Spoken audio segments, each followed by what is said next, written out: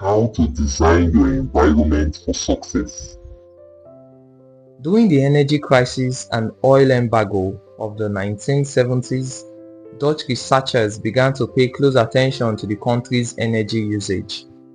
In one suburb near Amsterdam, they found that some homeowners used 30% less energy than their neighbors.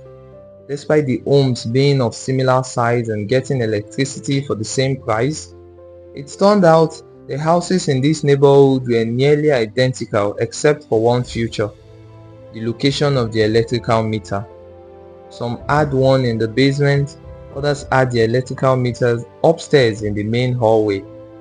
As you may guess, the homes with the meter located in the main hallway used less electricity.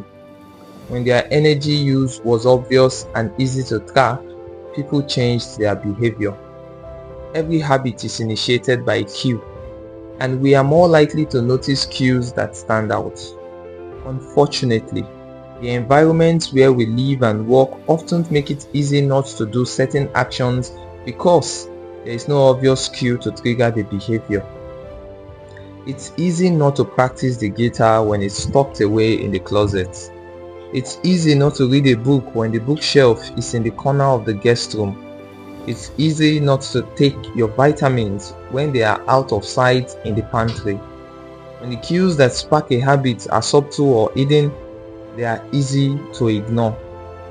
By comparison, creating obvious visual cues can draw your attention toward a desired habit. In the early 1990s, the cleaning staff at Schiphol Airport in Amsterdam installed a small sticker that looked like a fly near the center of each urinal. Apparently, when men stepped up to the urinals, they aimed for what they thought was a bug. The stickers improved their aim and significantly reduced spillage around the urinals. Further analysis determines that the stickers cut bathroom cleaning costs by 8% per year. I've experienced the power of obvious cues in my own life. I used to buy apples from the store, put them in the crisper in the bottom of the refrigerator, and forget all about them. By the time I remembered, the apples would have gone bad. I never saw them, so I never ate them. Eventually, I took my own advice and redesigned my environment. I bought a large display bowl and placed it in the middle of the kitchen counter. The next time I bought apples, that was where they went, out in the open where I could see them. Almost like magic, I began eating a few apples each day simply because they were obvious rather than out of sight. Here are a few ways you can redesign your environment and make the cues of your preferred habits more obvious.